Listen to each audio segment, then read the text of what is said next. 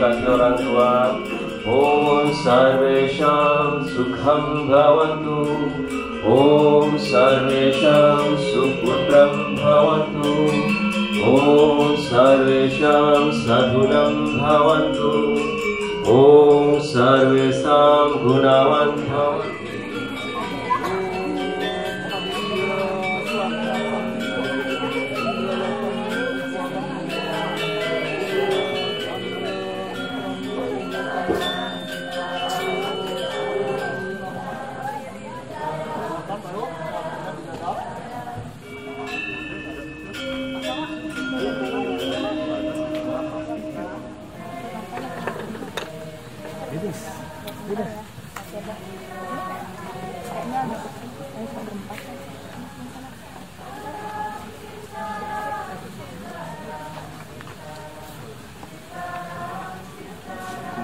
Kumur. Bangun, berkumur. Ganjalnya.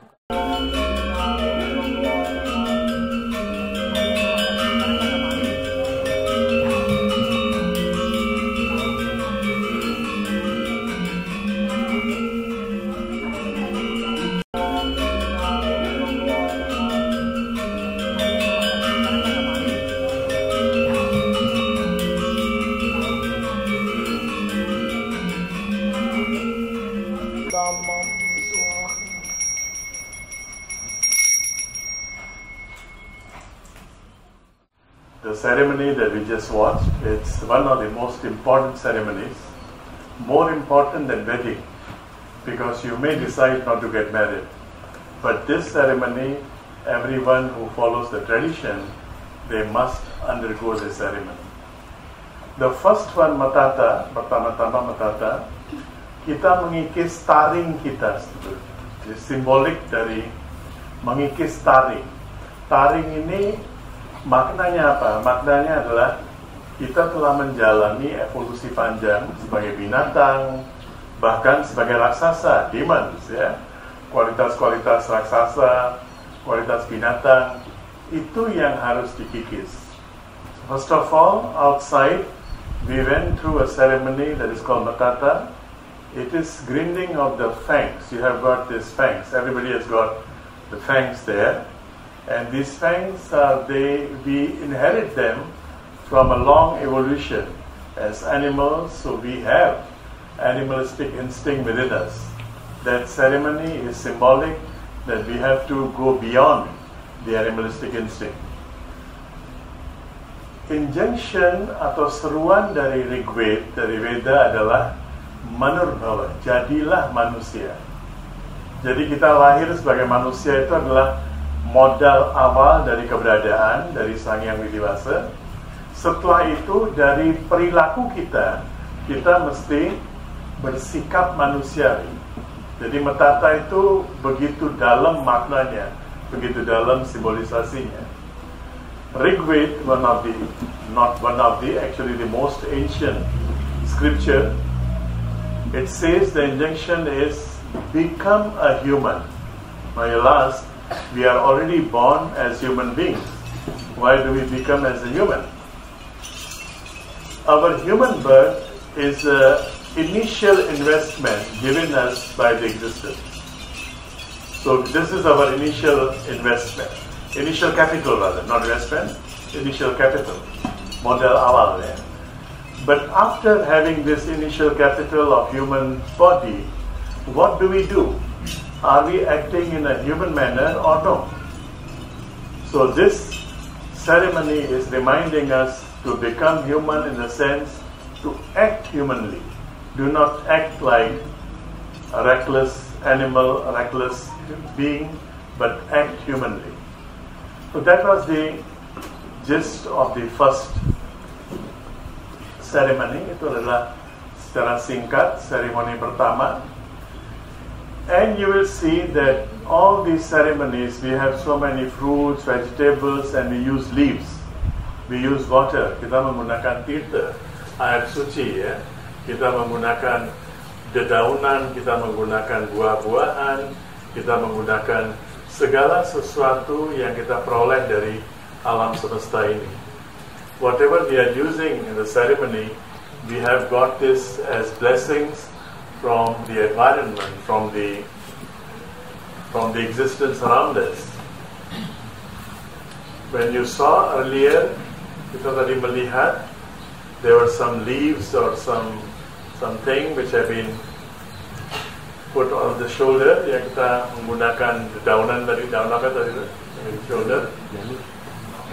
Yeah, kelapa is a coconut, from coconut. Yeah.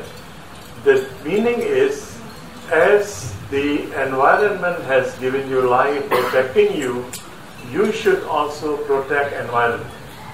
That is the basic principle of Trihita Karana.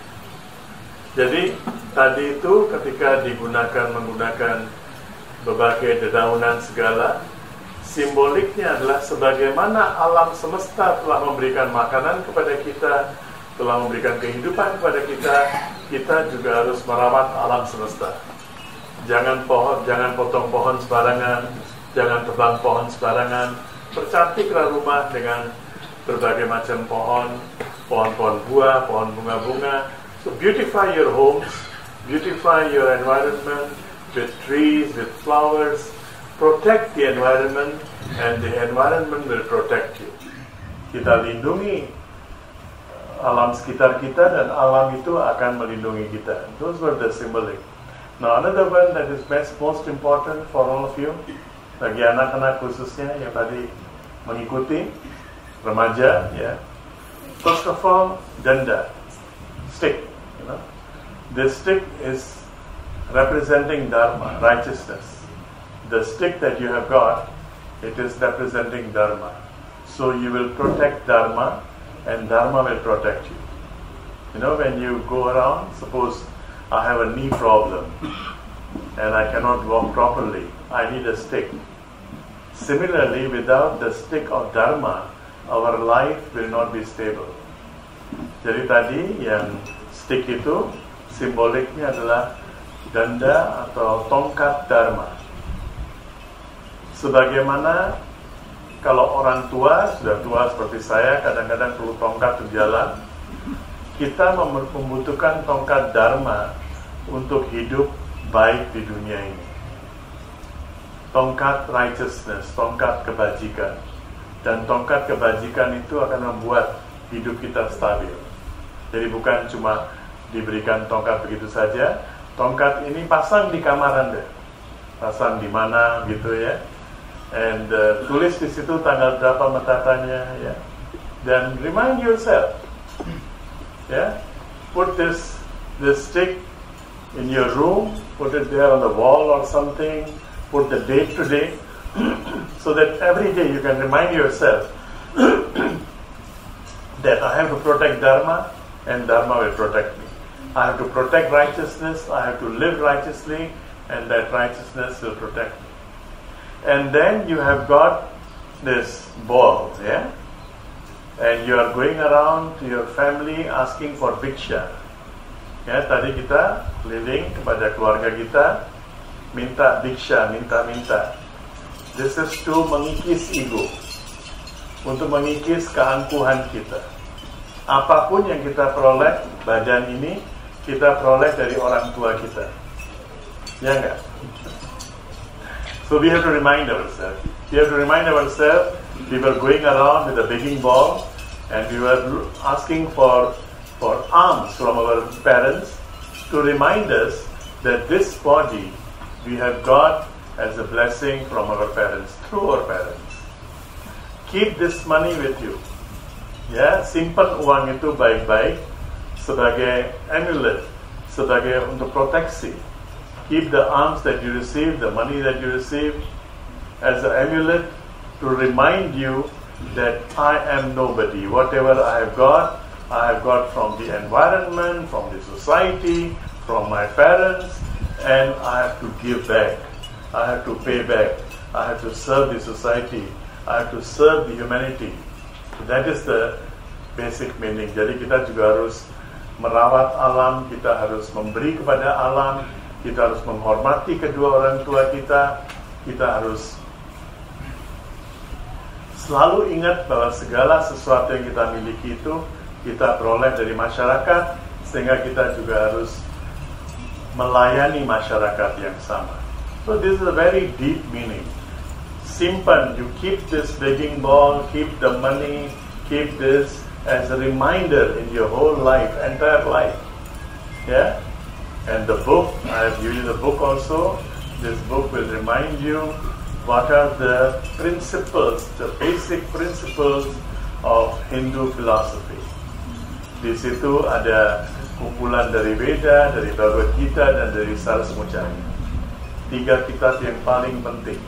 Di situ kita melihat bagaimana kita bisa hidup dengan penuh makna. How to live righteously, it is given in that book.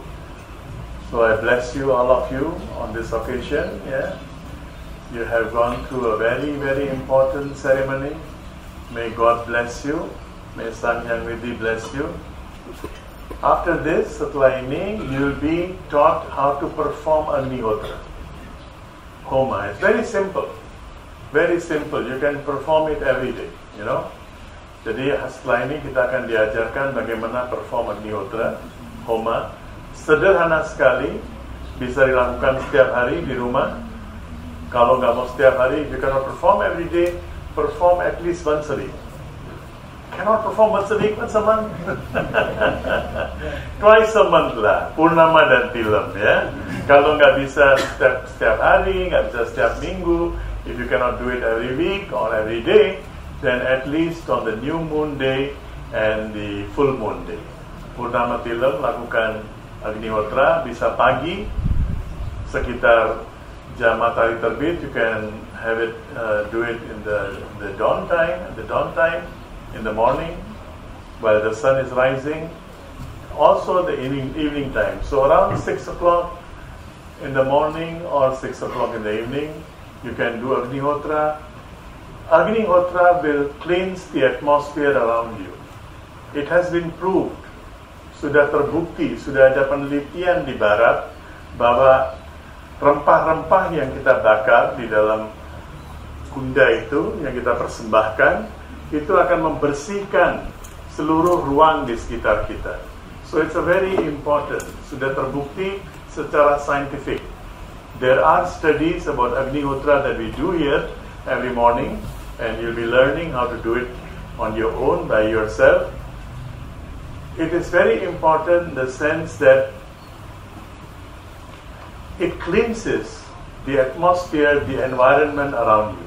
Very important. And it has been proven through scientific researches. You can Google Agnihotra or Homa. There are researches done in the West which proves that the herbs that we are burning in Agnihotra, that cleanses the atmosphere around you. Okay? Wayan Pratnya Sukartika, Agung Mas Tirta Kanyaka,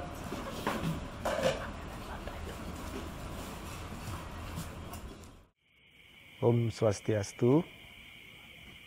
Sungguh merupakan suatu berkah yang luar biasa bagi kami sebagai orang tua, di mana anak-anak kami bisa mengikuti upacara Metatah dan Upanayanam di Pura Adi Parashakti Dewi yang bertempat di Anan Ashram Ubud.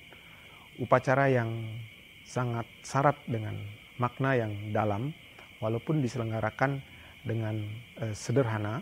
Dalam persiapan upacara ini pun kita tidak memerlukan waktu yang cukup lama, tetapi hasil yang kami terima sangat membahagiakan dan kami sangat bangga bisa mengikuti upacara Metatah dan Upanayanam ini.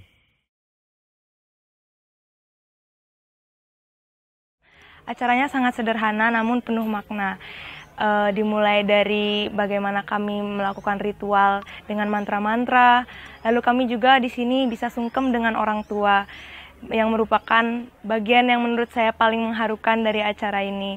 Karena jarang sekali kita mendapat occasion atau momen untuk berterima kasih sebesar-besarnya kepada orang tua kita. Dan dalam acara ini saya sangat bangga bisa sungkem pada orang tua saya.